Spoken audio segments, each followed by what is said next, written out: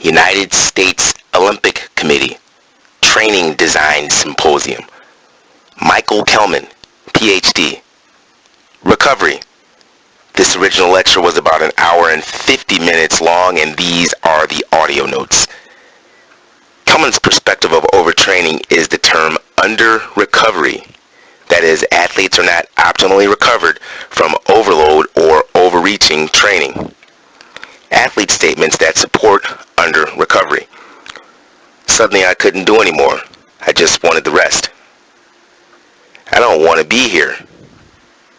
I felt terrible, mentally and physically.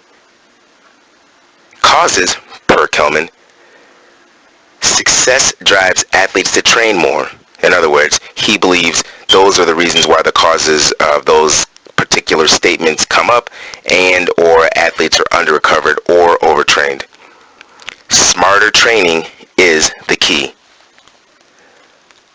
Hertha BSC, which is a football club, example.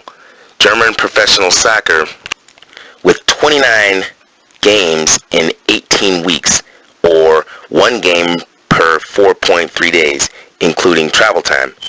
By mid-season, players describe themselves as physiologically and mentally drained. Travel time is not a part of taper. Missing a flight, sitting around an airport, travel stress, packing, driving, etc. Athletes are rushed from peak to peak and recovery phases become too short. Coach statements that support under recovery. We have not done anything, only recovery, Old people need care. Recovery is highly individual and specific. Athlete statement. Better this year because I train less. Taper phase is key issue, that is, having one, or athlete disregards recovery and trains on or through a taper. Athlete statement. Less tennis, more generation, and enforced breaks due to injuries. Coaches believe or buy into injuries versus athletes saying, I'm tired or need a rest. In other words, if an athlete says they're hurt, the coach is more likely to believe them versus an athlete saying, I'm tired, need a rest. And some coaches may think the athlete is just lazy or just trying to get out of a workout. And the reality, based on the previous statements, suggests that because athletes are competing all the time and rushing from peak to peak and there isn't a lot of recovery built into their workouts, the reality is the athletes may really actually be tired from training due to lack of a recovery, transition, and any type of period where they can supercompensate and regenerate in between training, competitions, and peaking in between tournaments. Basically, there isn't a peak. It's just going from peak to peak to peak to peak to peak, which really isn't a peak if you kind of understand it the way I do. Coaches must trust athletes and really understand training design. If athletes are coming to you, they have a reason. In other words, what is the reason why they're coming to you? What is the level of communication that you've developed with the athlete? Is the relationship or the communication that you have with the athlete as good as you'd like their training to be? In other words, is it excellence? What is recovery? Recovery is a process in time and is dependent on the amount of duration of stress. Recovery depends on a reduction of stress, a change of stress, or a break from stress. Example, variety or circuit training. I put an emphasis on the stress because the stress is actually what allows you to recover.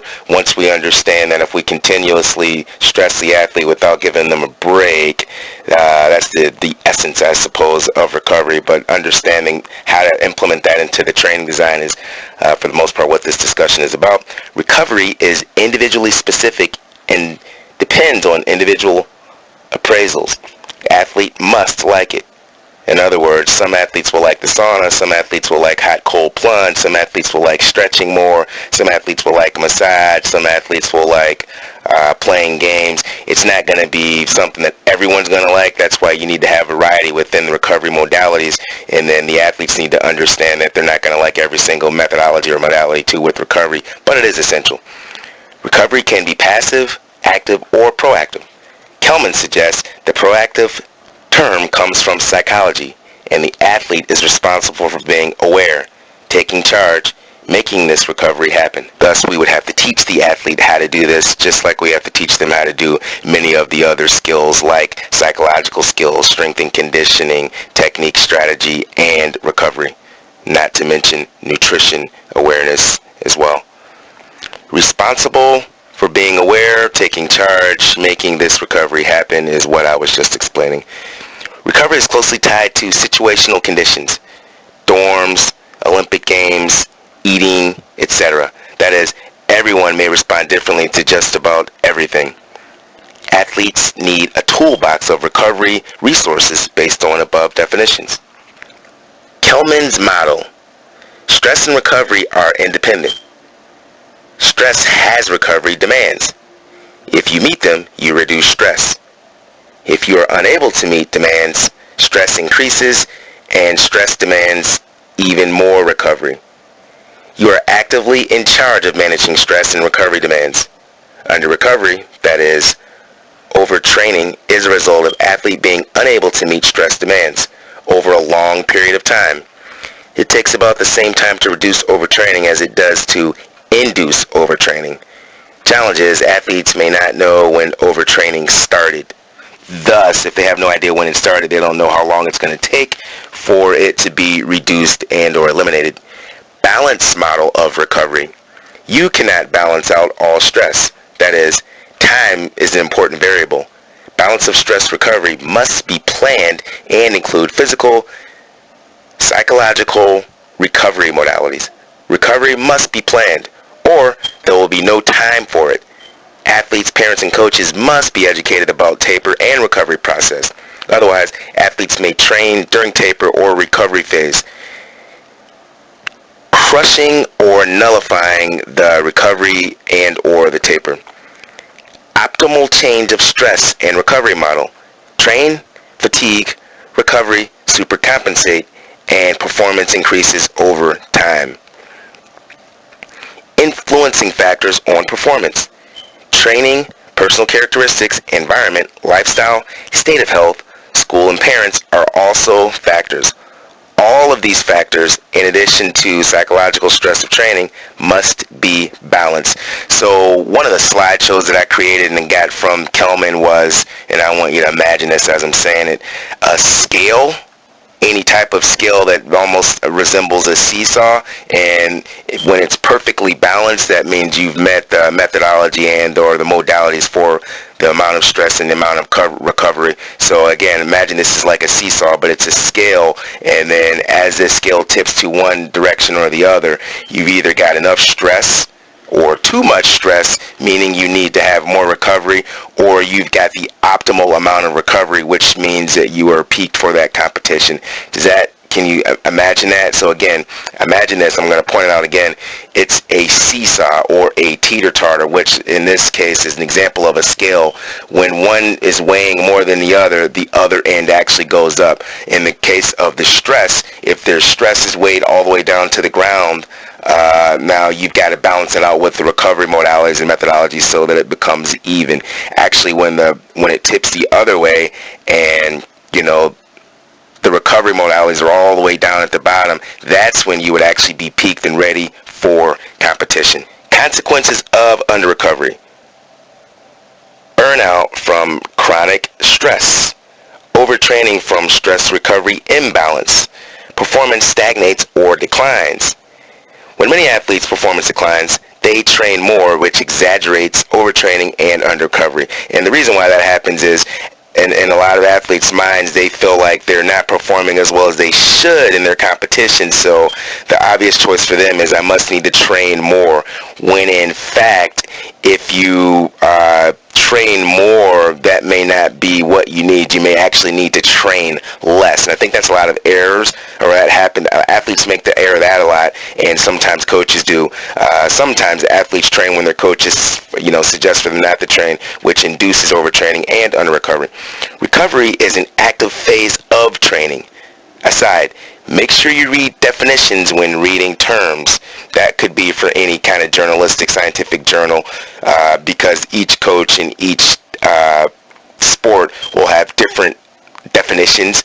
Each sports scientist may actually have different definitions too for recovery and overtraining and under recovery, so you need to understand what the author actually means when you're reading it. Overreaching, accumulation of stress, short-term decrement, several days to weeks to recover, is a part of a very good training design.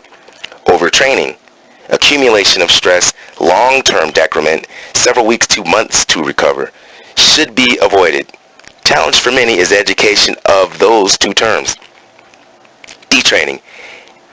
Athletes may be worried about undertraining and losing form or fitness, which may lead to overtraining or under-recovery because the athletes will actually train more. Monitoring training is the key to very good training design. Selected indicators of overtraining: impaired performance, no supercompensation, increasing resting heart rate, weight loss, loss of appetite, increased injuries and sickness, hormonal changes. These indicators may or may not occur at the same time, and each athlete may have different indicators. Psychological indicators of overtraining: feeling of depression, general apathy, decreased self-esteem, emotional instability, restlessness, irritability, and disturbed sleep. Disturbed sleep is the number one indicator for Kellman. Sleeping for under-recovered athlete may not happen due to worrying, which negatively affects training and performances the next day. Athletes should learn relaxation techniques. Under-recovery term versus overtraining term. Many athletes and coaches buy into under-recovery term more because it feels less blameful. The term itself, under-recovery, suggests athletes and coaches need to plan recovery more and better learn recovery techniques. Overtraining prevention. Eliminate all factors that increase overtraining. Use psychoregulative technique. Use tools to early detect overtraining. Monitoring tools for overtraining. Rate of perceived exertion. Profile of mood states, also known as POMS. Recovery stress questionnaire for athletes, also known as REST-Q. Recovery Q. Most athletes hate paperwork, so education is the key to buy-in. Monitoring overtraining helps athletes get better, plus measures recovery time. Trust must be established with athletes, and monitoring tools will be completed falsely. Breaks. Athletes need time to mentally relax and not process instructions. So, during breaks, it's better for coaches to be quiet and not teach, instruct, etc. Buy-in. Sometimes athletes need reassurance of themselves, training, etc. The coach must talk to athletes and fortify esteem, readiness, etc. Monitoring tools help coach see hidden or unspoken meanings, feelings, and words. Travel means stress. Individuals will respond differently to stress. Monitoring tools can be used to measure goals over years. Stress and recovery are two independent processes. Young or new athletes may be afraid to talk to coaches, which may impact training, recovery, etc. Training must be individualized to increase quality of training.